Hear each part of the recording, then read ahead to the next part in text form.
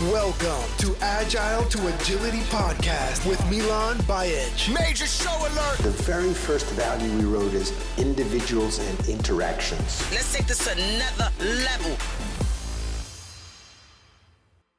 What I think a lot of leaders miss, and what we try to inspire in leaders, is the microculture. The things every leader at every position in the organization can influence a decision, can influence a meeting, can influence a dialogue, a conversation. And it's in these micro moments that culture really lives. You know, and this is where a leader shows up, not into, hey, what are our values that we put on the posters and we put on our website, but how do I exhibit that value in this meeting, in this conversation? So Pete, how first of all, let's start definition of leadership. A lot of times, there's different ways that people define leadership. How do you see leadership, and how would you define leadership? Wow. Okay, you're going to start out deep on me, huh? It's interesting. I know when we teach our classes, this comes up a lot. Like, who's a leader, and how do we define them? And I guess the way I look at this is try to think about that ship side, the act of leading. So I think much less about the leader as a role, the leader as a title. I think more about the act of influence, the act of alignment, the act of getting, a disparate or collective group of people doing something valuable, and so when it, comes down to leadership, it's something everybody does, whether they're aware of it or not. And, so that's where I think, when you try to think about educating leadership, it's how do I do those things better? How do I influence better? How do I connect better? How do I enable and do something valuable with these people better? So maybe a long-winded answer to what is leadership, but it's an act. Yeah. And it's also something I think that, we've discussed this before too, that it's situational, right? So a lot of times, our situation will require different type of leadership. So could you maybe talk about situational leadership and what that means to you? Yeah, and that's really when you think about agility, and we get into this concept of what is agile. Agile is an adaptiveness. It's a recognizing with data, how do we respond? I think if we go back to the root of what is an agile process, it's an empirical process. It's a inspect and adapt process. It's I have data, so let me make a decision versus I'm going to guess what to do. And so, when you say situational leadership, while we don't necessarily use that in our definitions, we talk about situational leadership. And the way we talk about this is, as a leader matures, they start to develop layers, or I don't want to say personas, but there's depth to a leader as they develop. And so a leader with one level of depth has a hard time situationally adapting. They've got one tool, one hammer, so everything's a nail. As soon as you start to build another layer, now I've got a screwdriver, so maybe I can do some things with a different tool. So situational leadership is that ability to adapt your tools, or adapt your approach, or adapt your style, adapt your power, whatever it might be that you're using, to that situation. And so unless you start to create those new layers and new tools for this leader, situational leadership is kind of a waste.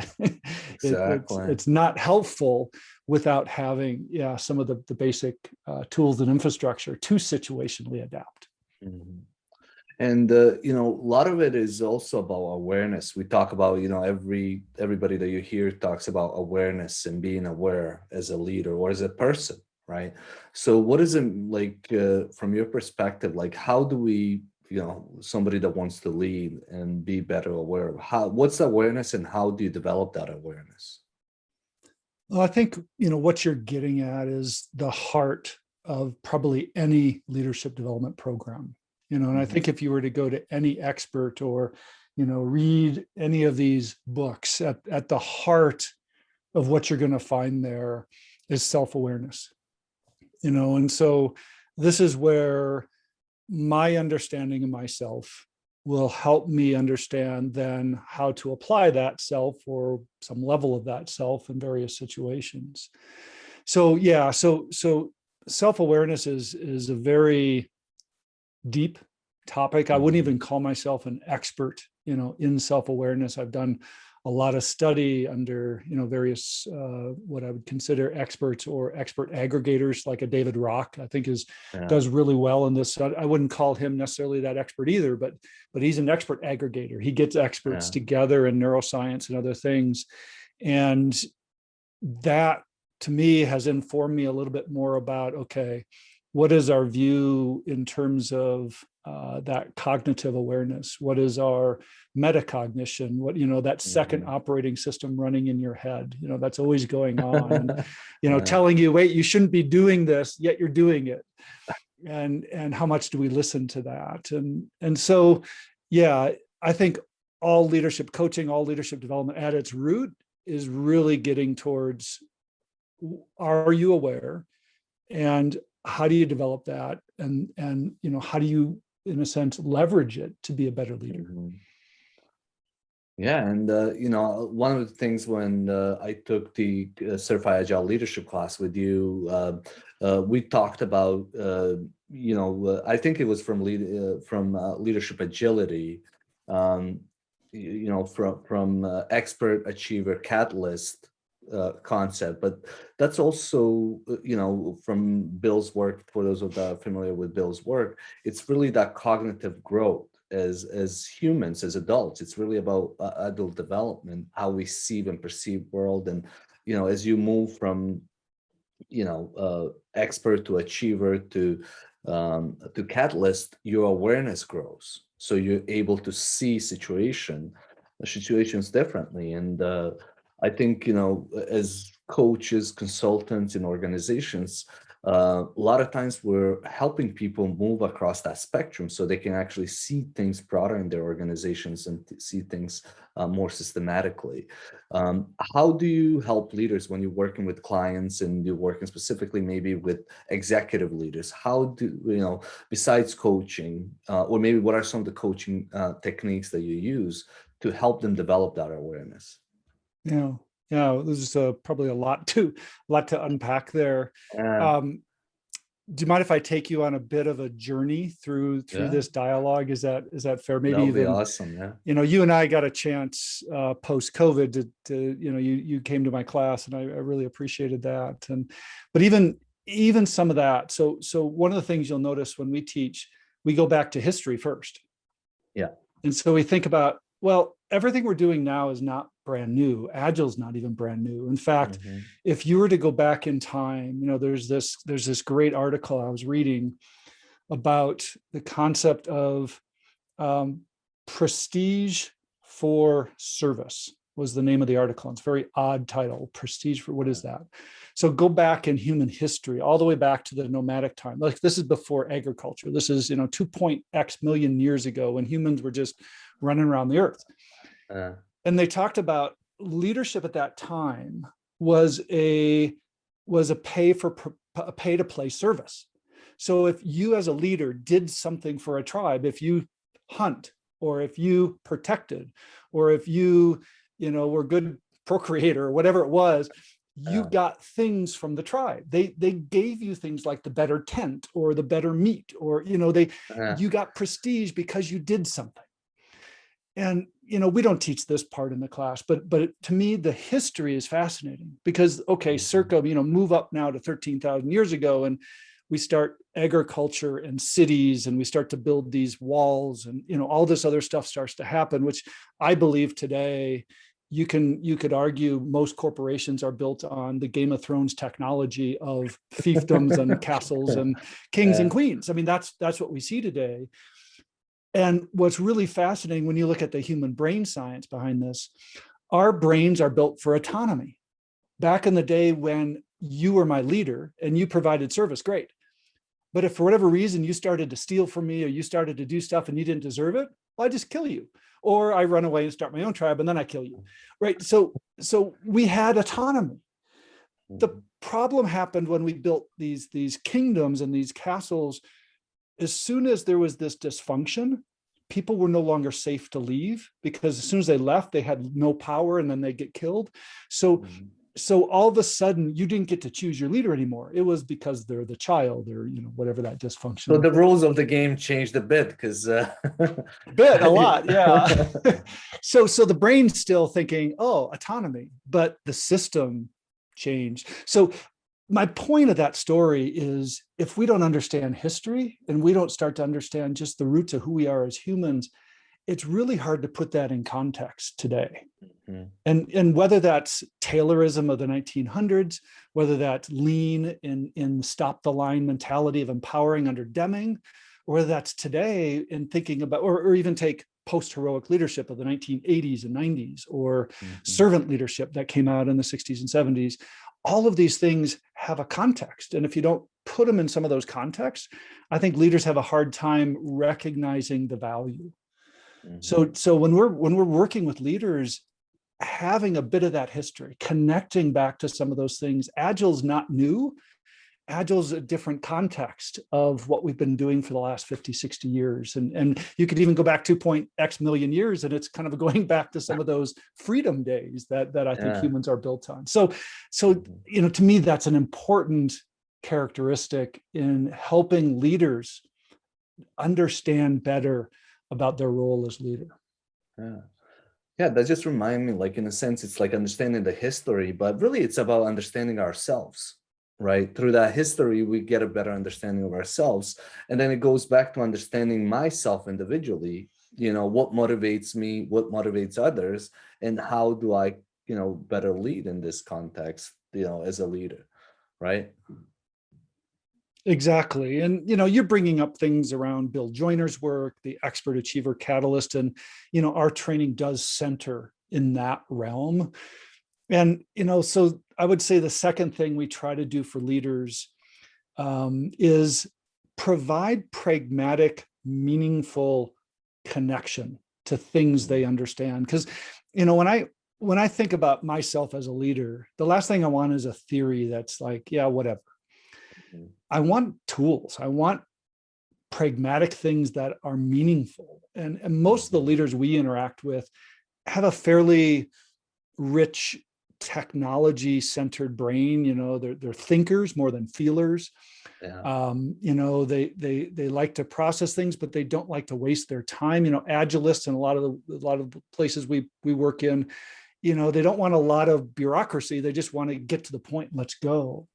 So the tools, the models, everything we try to do, we try to bring this down to the simplest thing possible. And so something like Bill Joyner's work, Einstein says, all models are wrong, some are useful. Bill Joyner's work is useful.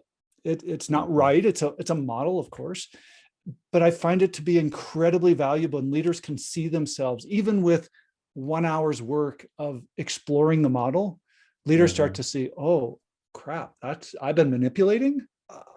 I didn't realize I'm manipulating. There's so much bad leadership because of lack of awareness, not because of intentful misdeeds. It's leaders they just don't know. Yeah, and a lot of times, it's exactly that. Like, when I go in organizations, you see people are trying to do the right things. It's just like they're not aware that they might be causing, some people are actually suffering, from some of the decisions that they're making, and they might not even be aware of how decision that they made has just made somebody else's life, or day that much more miserable. And it is very interesting. And when I look at it, it is that practical stuff. So, like, how do we help the leaders who are busy, especially in today's context, help understand them how to see that, what they're doing and how they're influencing others? A lot of it also comes to change the culture, right? We've talked about influencing and changing the culture. So how do you shape the culture? How do you create alignments towards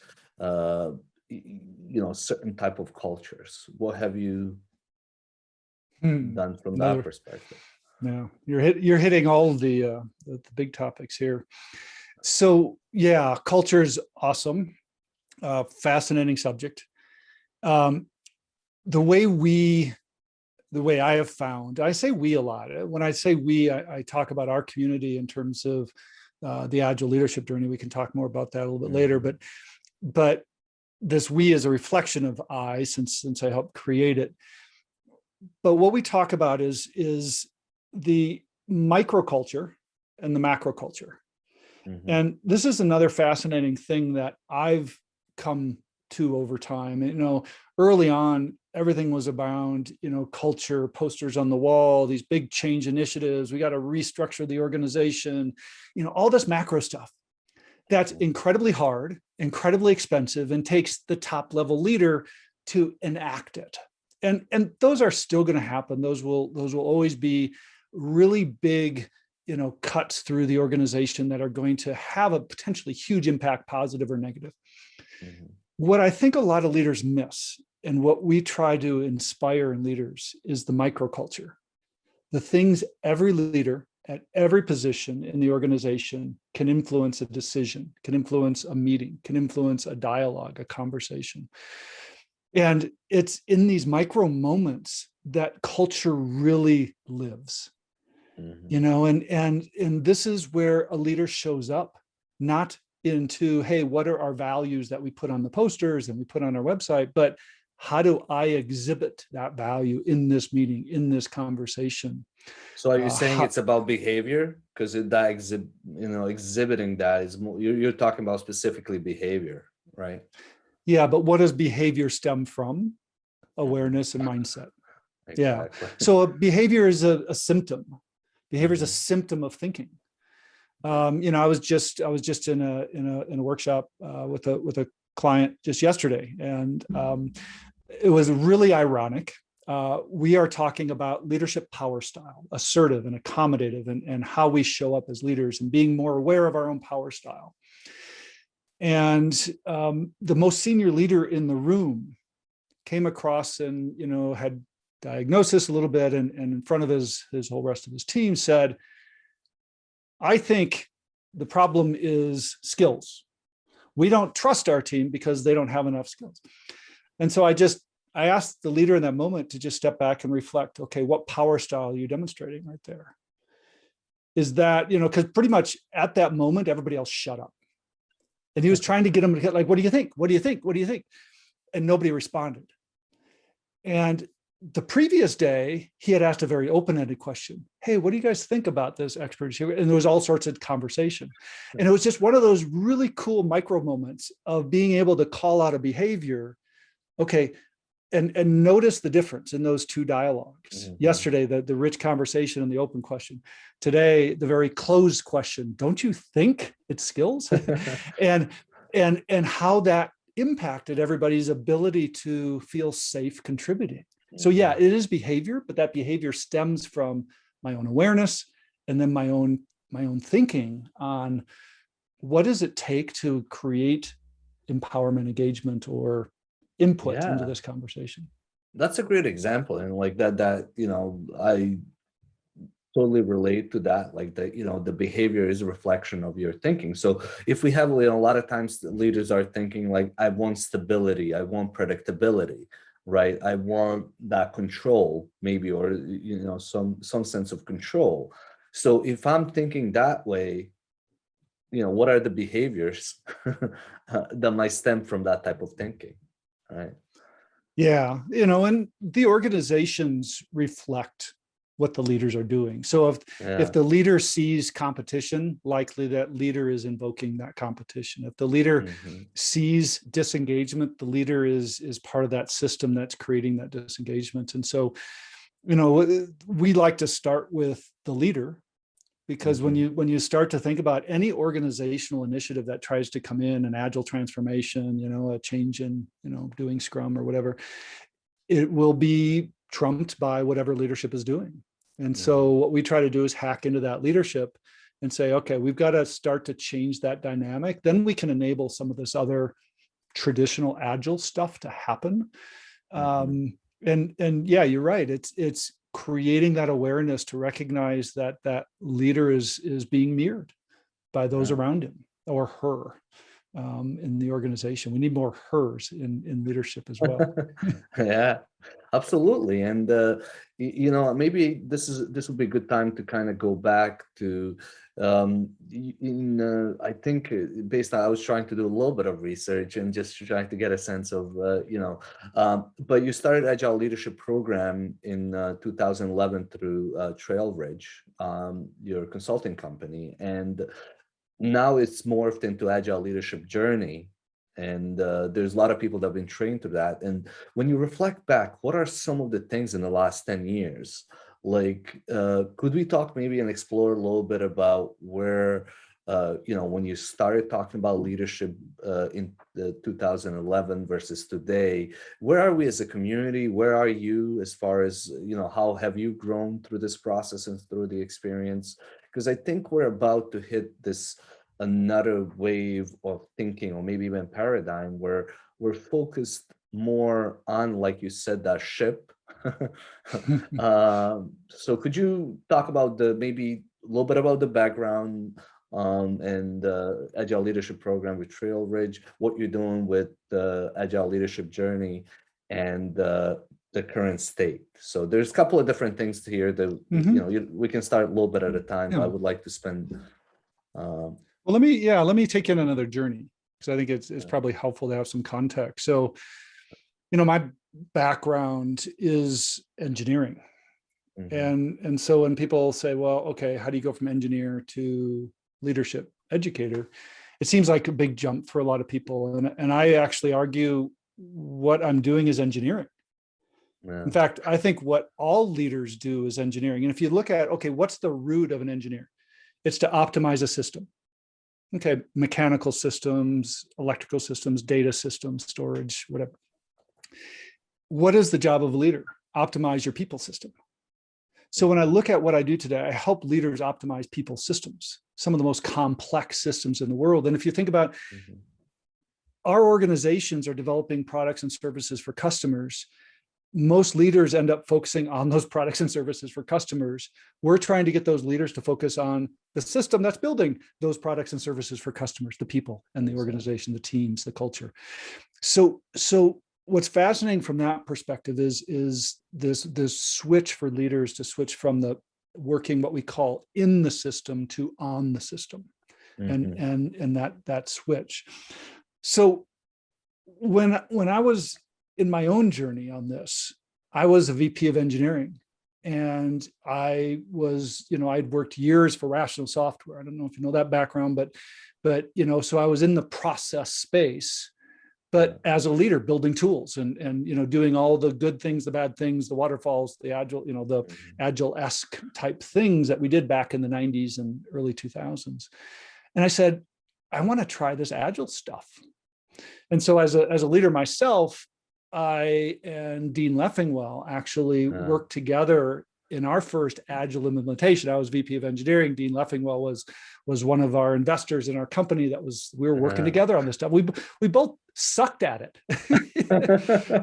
And it was at that moment I realized, oh, this agile stuff's cool and it's really hard.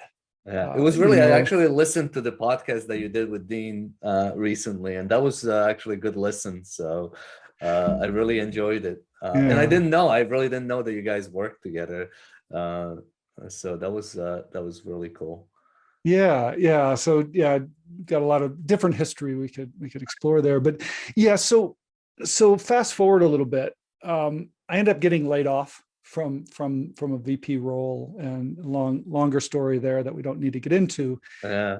And I had a choice, and I thought, okay, this agile stuff, easy to understand, hard to do. If it was hard for me, I know it's going to be hard for others. And so this was about 2004 and 5 when I'm starting Trailridge and trying to decide how best to do this. And went through and tried to determine who's the best at that time. What's the best, ship to connect to? XP. There's DSDM going on. You've got, even Some of the crystal stuff is out there, Scrum's out there. And it's like, it was a guessing game at that point. And the one thing that made me choose Scrum over everything else was they had an organization. Everything else was kind of scared. Yeah, Scrum. Yeah. It was like a 3-member. I think it was Esther Derby. It was Mike Cohn and Ken Schwaber, but they had something, and they had created a little community with a couple of events. And so I thought that's probably the best bet. So that was my going into becoming a Scrum trainer in 2006.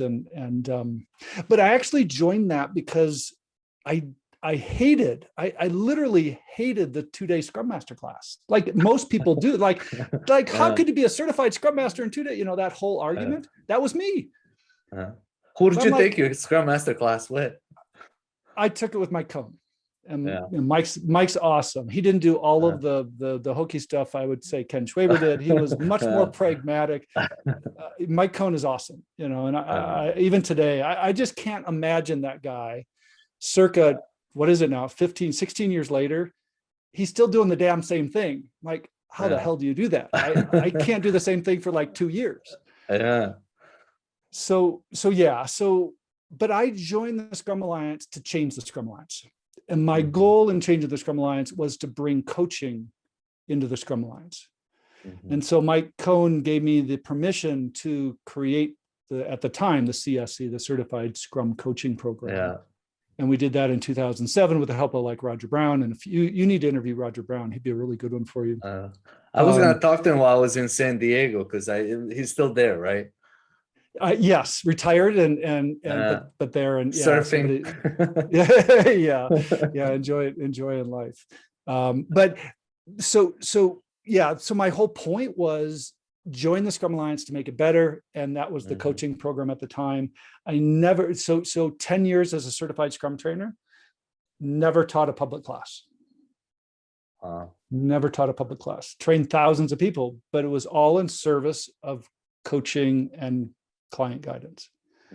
So the whole leadership thing, that happened because in those first 5 years I was consulting under my company and training and doing Scrum.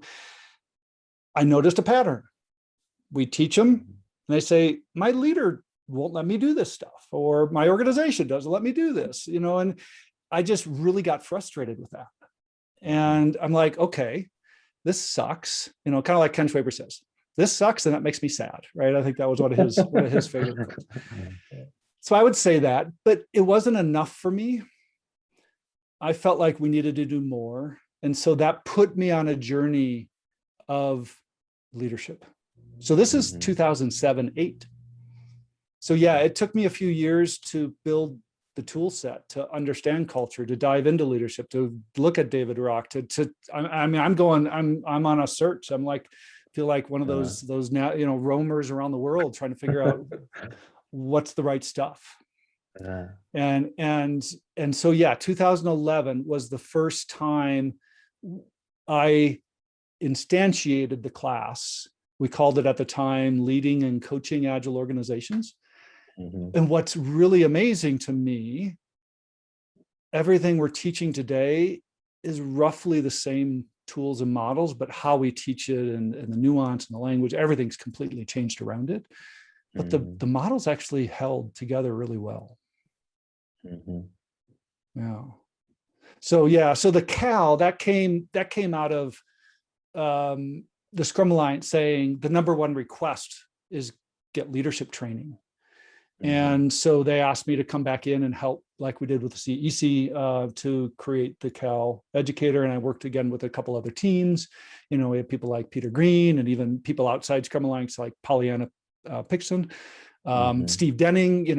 He's another guy you got to get on your show.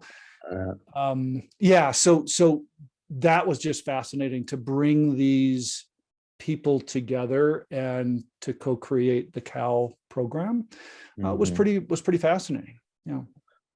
It is, and it's. I think just from coaching, and I really respect you for that. Like point to coaching, and it's so important. And I think one of the things that when Howard and I spoke with him too, when he was part of the original, right? He worked with you, I believe, when you guys did the original coaching, or he was there at Scrum Alliance, was he? No, no, no, no. No. The original coaching happened way before. He was probably still with Solutions Yeah. IQ or whatever that was. Solutions like yeah. No, that was way back. Yeah. We probably had even Carol as manager. I don't even remember. Yeah. But Because I thought like they didn't. yeah. Yeah. So maybe I get that, but I definitely like what I was telling him is at least what he was saying when he came in recently, that focus on coaching. And I think Yeah. I share that same feeling with you. Is like you go to a 2-day class, and then what, right? How are we creating more people that I use the analogy cooks and chefs, but like how are we creating more on that spectrum? We can't just expect people to take a 2-day class and fully understand. So how did leadership journey come about? So you're doing all this stuff, and then I'm assuming talking to others, because it's a group of you that came up with that, or was it your idea? How did Agile leadership journey? Yeah. Well, let's first talk about the premise behind it. Yeah. What's really interesting, the Scrum Alliance works, and even Scrum works pretty well because there's a really clear framework. We have roles, we have ceremonies, we have the flow and some of the key tools.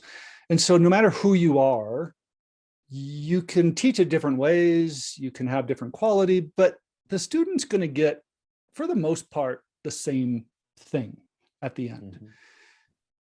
Agile leadership is a wild, wild west, right? There's nothing binding it. So the risk and reward for the Scrum Alliance was, we don't have a single model. So we don't want to make a bet on a single model, because there's too much creativity in the world right now, and we want to enable that creativity. So we want to allow a diversification of programs that share learning objectives. Mm-hmm. The problem with that model, so the success of that model is you can expand it, you can grow it, you can create a lot of diversity, people can be gives creative. You options, yeah. Gives you options. The downside is a client asking for certified Agile leadership has no idea what they're going to get. Mm-hmm. So from the client's perspective, especially global clients, it's they're going to get very different models. They get different approaches. They get different. Yeah, there's some shared learning objectives, but the people behind them, you have to go to the same trainer. You got to go to the same company to be able to get one thing. Mm-hmm. So the premise behind the Agile leadership journey is, can we get a shared group of people that were willing to bet on the shared model? And we're okay to adapt that model through an empirical process. And so the tool set we'd adopted, because I helped create it, was what's working. We trained thousands and thousands of leaders through this program. It's a vetted program, it works. And so we said, let's start there. There's some core, there's some adjunct, but let's use some of these core models.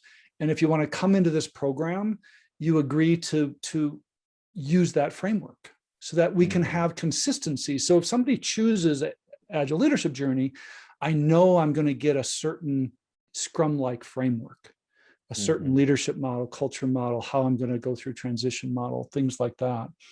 And then we said, all right, let's build this community so we can inspect and adapt, and let's allow freedom to experiment and bring those back into the system, and it can change over time.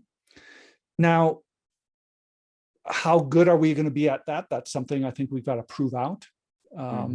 There's always risk of, being consistent and adapting. And so trying to find those balances, but that's the premise of Agile leadership journey. When in about 2016, when we started that Agile leadership journey switch, and this is when Pete, me, was saying, I no longer want to teach Scrum. leadership has become so important, so valuable, so much more meaningful to teach that all I want to do is leadership. And so that's when I dedicated my working career to leadership. And that's when I started to test, is this successful because it's Pete?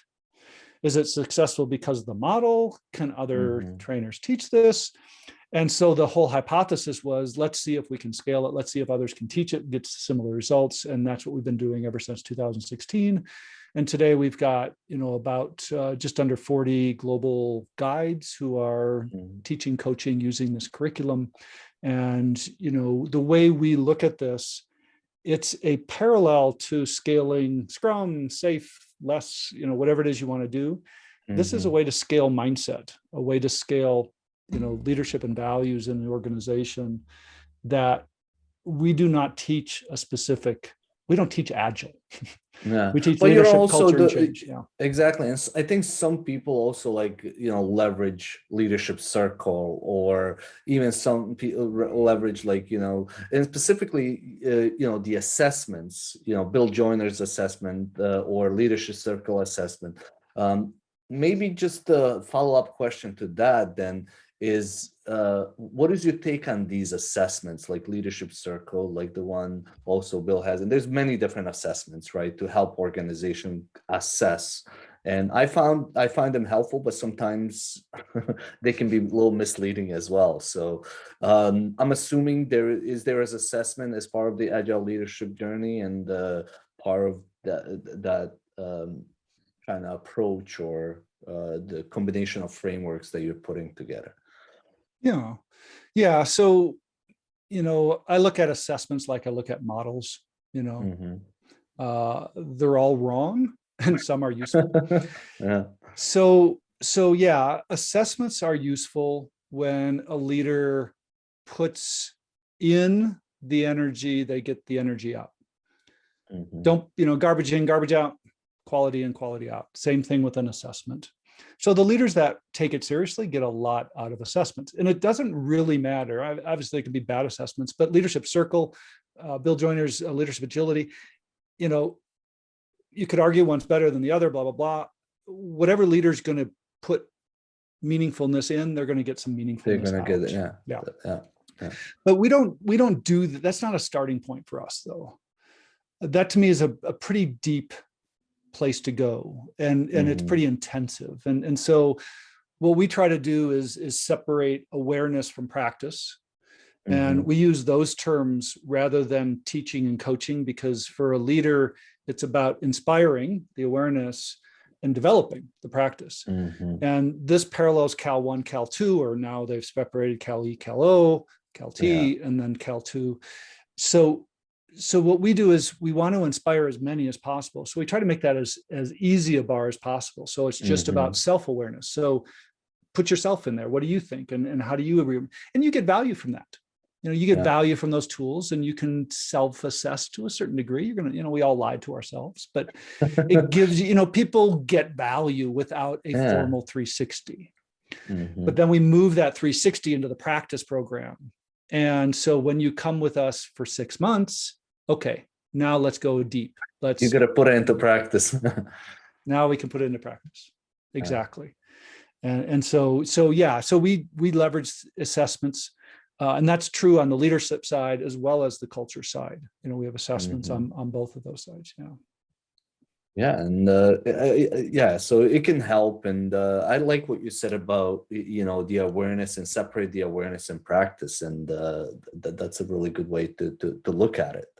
It reminded me of a lot of times I use Johari window just to help people create that awareness of hey, what's known, what's not known to me, and just creating that, going through that exercise of introducing that to a concept, but the practice is next on the person if they really want to start developing that awareness and start exploring, especially that unknown. Well, you came. Well, I'm going to turn the circle on you here a little bit, and you came through our awareness workshop last spring, so I'll put you on the spot of being interviewed here on the podcast. What was your experience in going through that that program? It was so good in a sense that I really liked the group. I liked the cohort. It was a small cohort, and I really liked the exchanges and what we learned from you, but also what we learned from each other. And there was also like some of the things that I didn't know, that when we started talking about it, I started making connections, right? So like it was again that awareness, and then I was able to put it into practice after I, it's almost like, when you have a light bulb go, like, oh shoot, I didn't think about it that way. But the way either Pete said it or Erkan or whoever it was, in that class, it was like, oh, I never actually looked at it from that perspective. Now I have a completely different view of this thing that, no, I was looking at it from my own. So it was like that, those learnings from each other, and then going back and in some way trying to put it into practice. Or we were talking before I started recording, I'm writing a book, so it was like, oh, now I have a new way to explain this thing that I wanted. So that was it was too short. I think we all agreed. I wish it was longer, and it was even though we did, I think it was like 4, 5, 6 weeks where we met, but it still flew by. And I feel like, I haven't done yet the Cal 2, and I teach now Cal 1. I want to start teaching Cal 2, but it's that ongoing discussion with people that have desire to learn, to grow, and being also, I think another thing was really that I like how you created the safe environment. Like we all there was a couple of us that knew each other, but there was also like some people that I never met before, and it was great to develop that trust and safety, so we could talk about some of the things that a lot of times it's not easy to talk about in a group like that. So yeah, thanks for that. And talk about an accident of COVID, or a driver of COVID. A lot of people say COVID's been the best digital transformation enabler, but I would suggest COVID's been probably one of the most creative drivers for a lot of people in a lot of industries, and that includes me in teaching online. And I was going to say that because I do want to point to that without sounding like I'm kissing speed, but like it was but like I learned. I learned, like, this was like so just for the audience that are listening, this is like March or April 2020, and I believe this was the first class, leadership class that you did. So like I was just impressed, like your preparation for the class, combination of the videos, and then the way that you organize mural, like that also made me like, man, I gotta step up my game. Like this is really cool how it's organized, how how much effort and time I can tell how much you put into it. And that was another thing besides just how professionally you took this whole thing. And I remember you saying, like, I'm playing around with cameras. I have one camera here, and you were learning through this whole process as you were putting the class together. So I did learn from that perspective of delivering online content. You gave me ideas of what I needed to do to do it in the classes that I was teaching. So it's interesting. A lot of people say, well, what is going to stay when COVID goes away? Like, what changes are going to stick? And I do think, while remote education for our elementary schools and high schools is probably really pathetic, I believe adult education remotely is not going away. In fact, it's probably going to continue on an escalated path. In fact, we had clients asking for us for better remote education before COVID, and we were hesitant and really stuck in our ways. And now that I've gone through this process, and we've learned a lot since your class, even extending our modular times, how much we're spending. We've had a lot of people go through our program that have gone through the in-person and go through this and say, this is better. Yeah, we're not in the same room, but the modularization, spreading it out over time, really being able to a little bit of practice in between each session, think about it, process it. There's so much gain that we get through this process of remote connection and learning. I'm really starting to think, do I want to go back to the classroom in such an intense microcosm where, yeah, it's engaging, it's fun, but it's like that really big up and down, and now you forget about it, versus a little bit lower energy, but it sticks with them longer. So it's going to be really interesting to see how our community, training, coaching community, responds in the long term on remote education. It is really interesting. And like I've done, so I started doing like ACSM, CSPSM like 3-4 years ago in that same kind of format, longer for. And what I found with that, and I tried it with CSM too, is demand. Most people that are taking, especially certified Scrum Masters, a certified product owner, they just want to go in and get it done, right? But like you said, it's like that quick. It's drinking from the fire hose or whatever you want to call it. But people that are really interested in taking like a month-long approach to consuming these ideas and techniques, putting them back into practice, is really like, more valuable for them and everybody else, because you have a chance to digest. And I was listening, like Jim Benson is also working, and I had to I'm going to interview him as well, but he was talking about how he purposely designed his certifications to be 4 months long based on how we learn. Like that, you want to, it's almost like you want to let things marinate. Well, and that's when we, when you joined our class, we went through that design process quickly in March, April, with that long-term in mind. We said, this isn't a COVID response. Let's design this for ever. Let's design this for what we want as far as what's going to be really good education. And that's the intent. So I love what Jim Benson's doing. I think more trainers should do that. In fact, I'm pretty upset with a lot of trainers who haven't refactored their training in a way that makes it valuable online.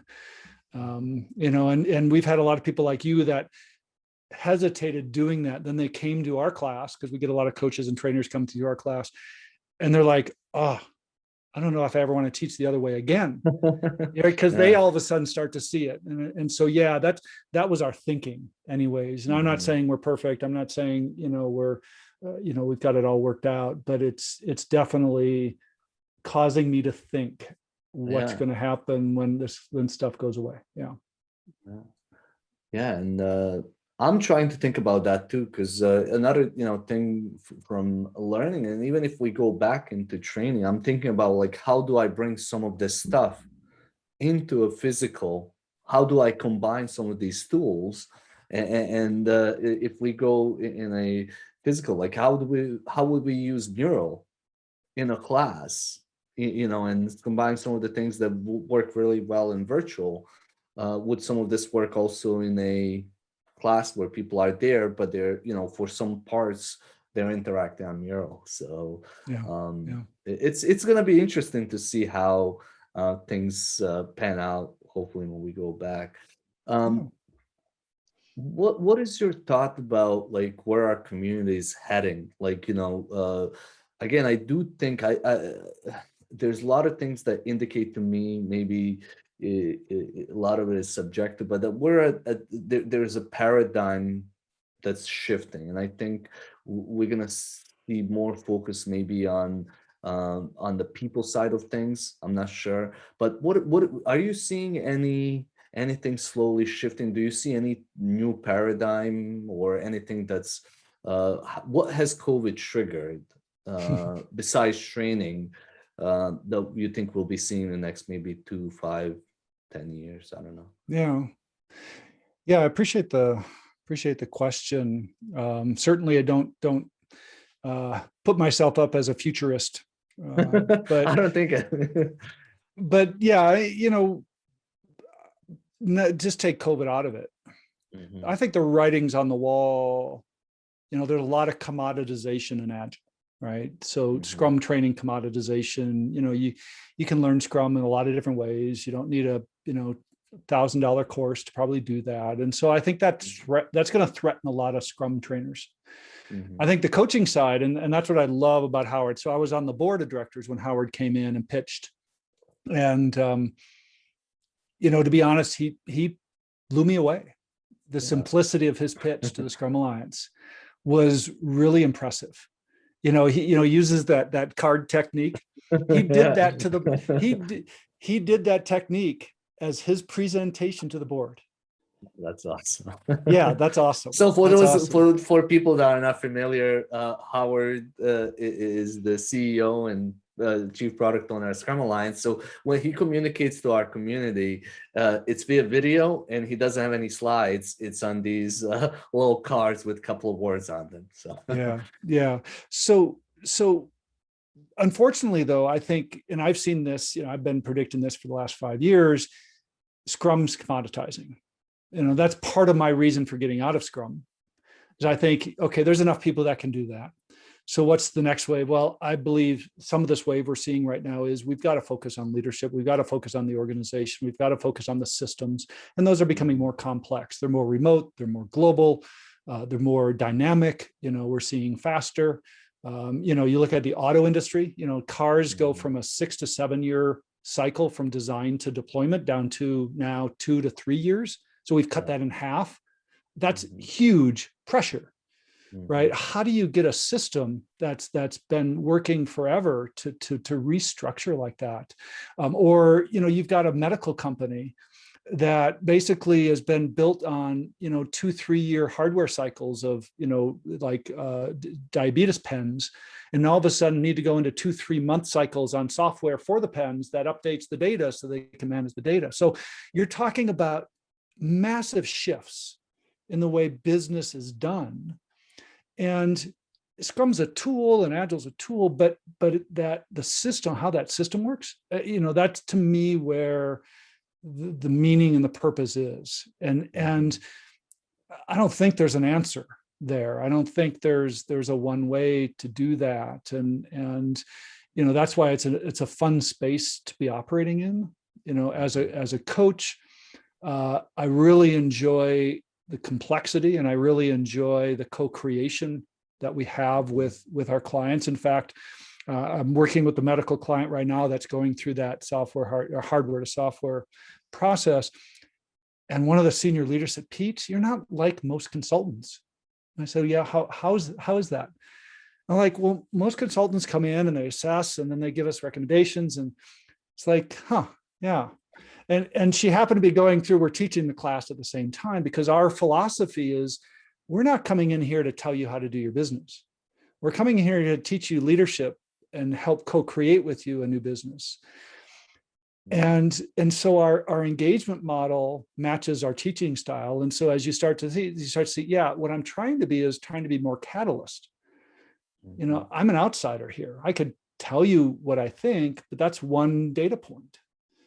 You've got a lot of really smart data points in this room. Just like you said, in our cohorts, there's a lot of smart people there. If it's only the teacher teaching, you lose a lot of data. Same with the organization. Yeah. Right. So I think it's about bringing out that power that's already in the organization. It's about, there's going to be a whole subsystem of AI. Most of these jobs are going away. It could be at some point programmers go away. Yeah. So what are you getting into now with, having, a living wage or just, get into that concept of jobs are optional. Does everybody have to have a job? No. So I do believe that's where some societies will continue to head, and that many, many jobs, white collar, blue collar, et cetera, will continue to be mechanized, automated. It did, yeah. Yeah.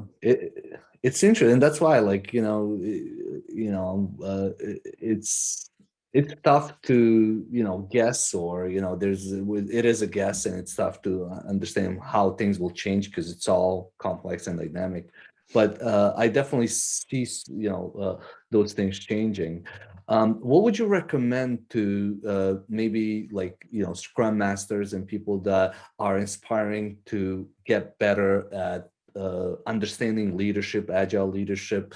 Maybe as a last thing here, like what would you recommend to them, or maybe as far as like if you were in their shoes, what would you do? Uh, Obviously, again, context matters, but is there anything that you would like to share? Yeah, well, as a good coach consultant, I've always got an opinion. I found so when I go back to what's helped me the most, I find I learn the most when I can learn something outside my systems. So I think actually going to Scrum gatherings, going to Agile classes is very limiting for many people, and it isn't going to really shock you that much or create that much change. There's a few, and we like to think our program is starts to bring that in, but what our program's doing is actually trying to bring in some of that outside person. So bring in leadership, bring in culture, bring in change. So studying those different elements: change management, organizational development, leadership, meditation, mindfulness. I mean, there's a huge swath of things to think about: how humans, how organizations, systems work. That to me is where I think if you're in that, I like process and I like to improve systems, that's where I would encourage people to explore. And that's one of the reasons, I'll put a shameless plug in here, we started our podcast called Relearning Leadership. And the reason we did that is our whole goal here is that I think all leaders need to continuously relearn. All leaders need to rethink how we're doing things today, because it's going to change in the next 6 months, 9 months, few years. And so we've got to be on that same growth curve. And so our goal with Relearning Leadership is to bring in interesting problems, how are we rethinking about them, and then help leaders understand maybe how they could apply that in their world and connect some of those dots for them. So just explore outside your bubble is my recommendation. Yeah. And it seems like relearning leadership is also all about awareness, because it's a constant reevaluation and being aware of what's going on. So that's a really cool way to look at it. I don't know if you guys intended that, but that's when you were describing it, that's at least what I saw, what I'm interpreting it as. Yeah, well, and there's so much creativity that's going out there, and the latest podcast episode we had, which is awesome, is rethinking the procurement process with lean agile procurement. We've got another one coming up with how do we do what's called participatory budgeting. So getting the community involved in the budgeting process, not just giving feedback, but actually bidding and saying, let's buy this or this. So it's rethinking all of these systems in different ways. And that's what's fascinating to me. And that's, like you, what keeps me engaged is all this creativity that's going on in the world and finding different ways to do the problems we've been faced with for decades.